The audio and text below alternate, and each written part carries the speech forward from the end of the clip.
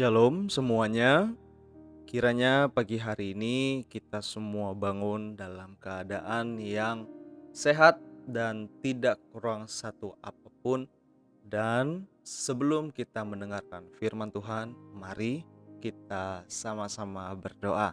Bapa, kami pagi hari ini datang kembali untuk berdoa mendengar firman-Mu yang singkat.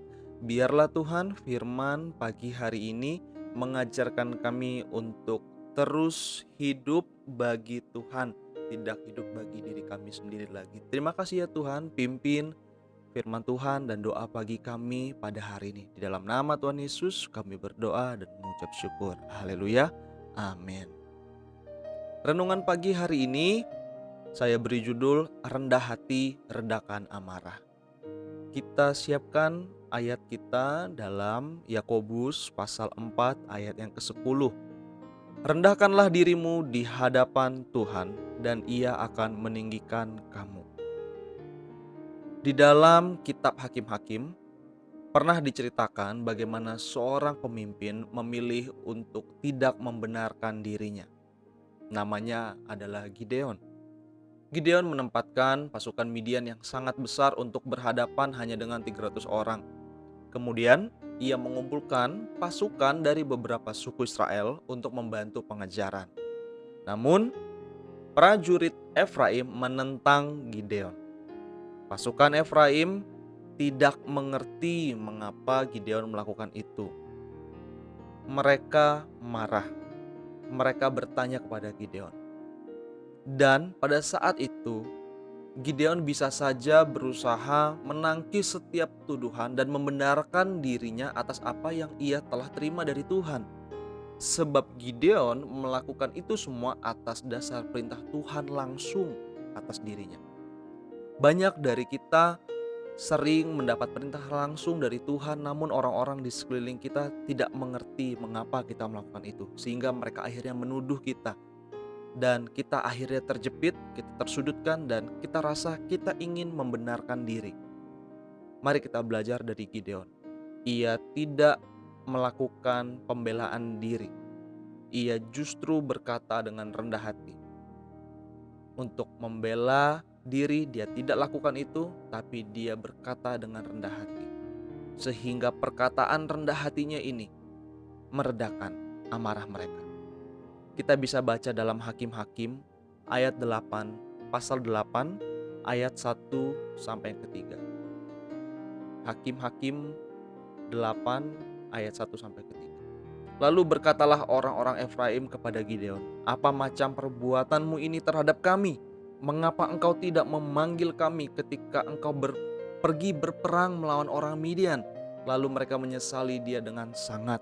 Jawabnya kepada mereka, "Apa perbuatanku dalam hal ini jika dibandingkan dengan kamu? Bukankah pemetikan susulan oleh suku Efraim lebih baik hasilnya dari panen buah anggur kaum Abiezar? Allah telah menyerahkan kedua raja Midian itu, yakni Oreb dan Zeeb, ke dalam tanganmu. Apa yang telah dapat kucapai jika dibandingkan dengan kamu?" Setelah ia berkata demikian, maka redalah marah mereka terhadap dia.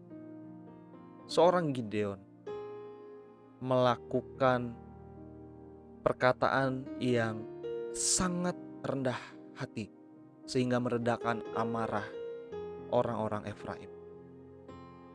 Kita sering memiliki kecenderungan untuk menangkis tuduhan.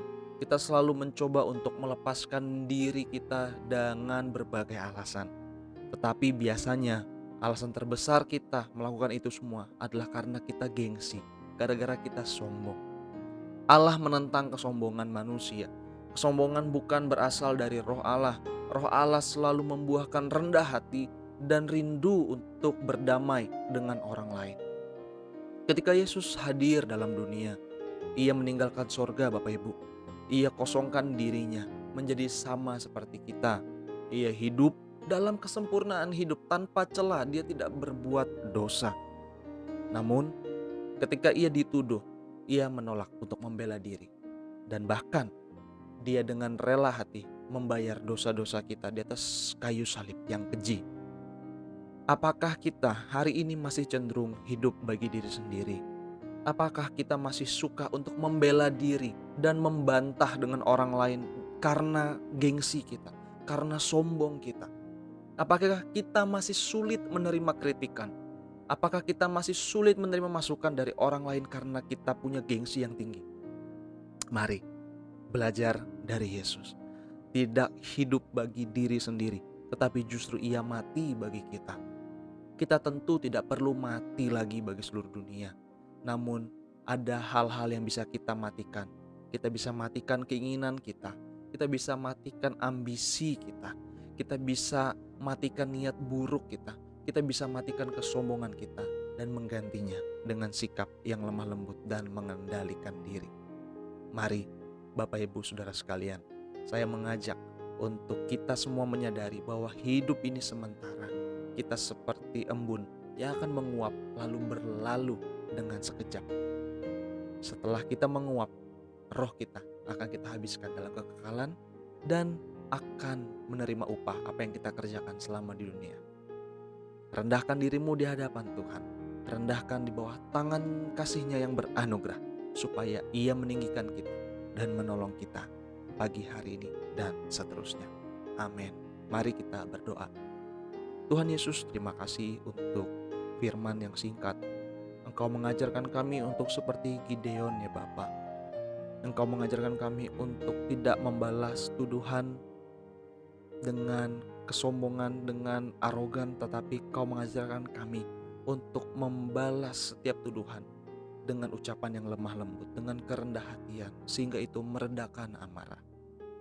Terima kasih ya Tuhan, bantu kami, tolong kami Tuhan, kami lemah, kami tidak mampu tanpa Tuhan.